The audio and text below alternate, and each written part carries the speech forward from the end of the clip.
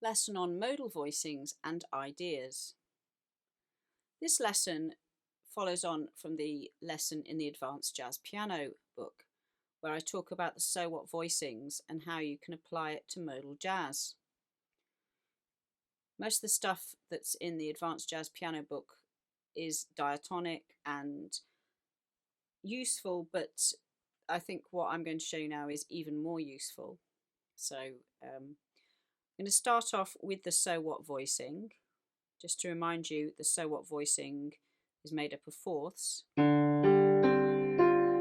are the fourths, perfect fourths between every note, D, G, C and F, and there's a little extra note on the top which is a third. So again, the so what voicings, we hear it like this. So now I'm going to play in a different key. This is the key of F or C minor, as opposed to more of a D minor, C major, E, G7 kind of tonality. So this is the so what voicing in C minor. We've got C, F, B flat, E flat and a G.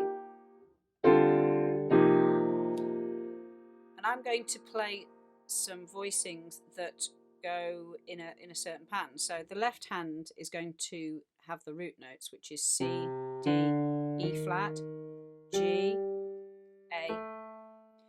This is a flat 3 pentatonic. There's the flat 3 pentatonic. Pentatonics, it's got 5 notes. And pentatonic scalic ideas are quite common in modal music. So this is a perfect accompaniment to a modal piece. So the first chord is a so what chord. So is the second one.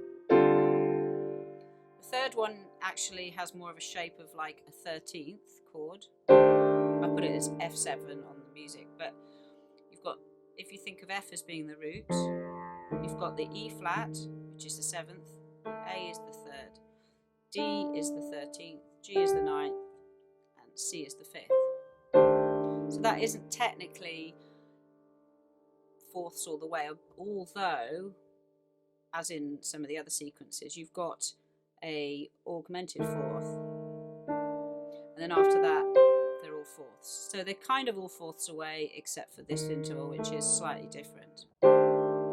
Next one, fourths.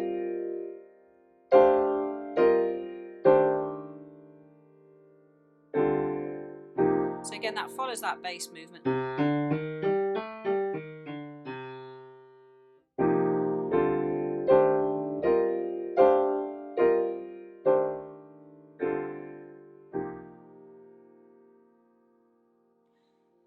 It's quite a good pattern to accompany in a, for example, something that might have lots and lots of C minor, perhaps a C minor blues, or an open section where it just says C minor. It could be for a blues in F, because obviously C minor is also in F, so it could be a blues in F. So there are various uses for this. Let me just demonstrate. So we've got a blues in F. And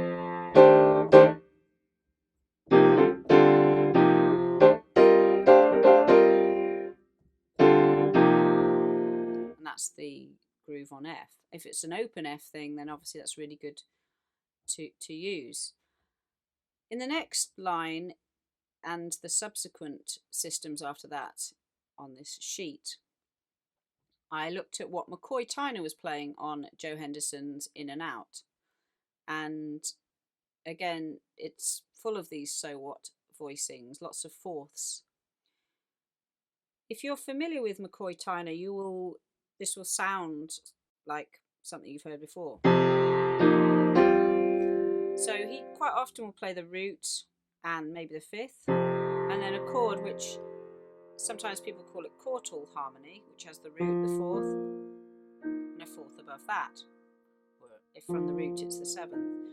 And just takes that shape around the piano. And his right hand tends to reflect what's there.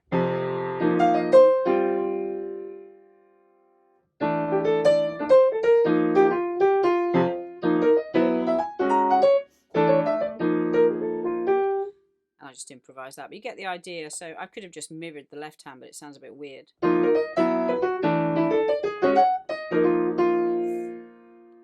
disguise it a little bit, you get away with that sort of shape.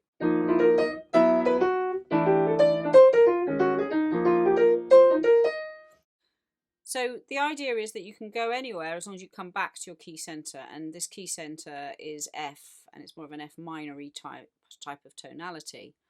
So you get lots of periods of lots of F.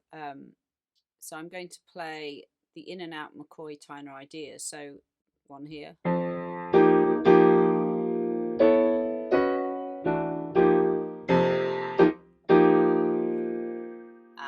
then the next line, which is marked as bar 5.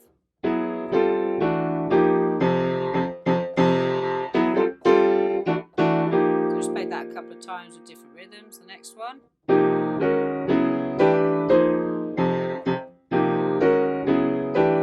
And that one moves quite nicely because that moves in minor thirds. Then down a tone, etc.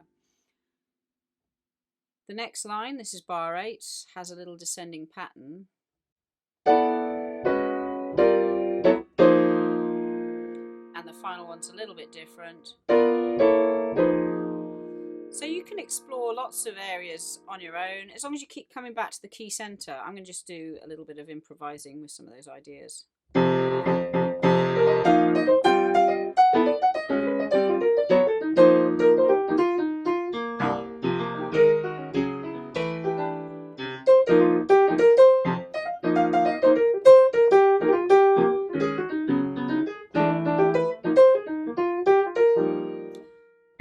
And so you get a bit of tension, and the release comes when you get to the F tonality.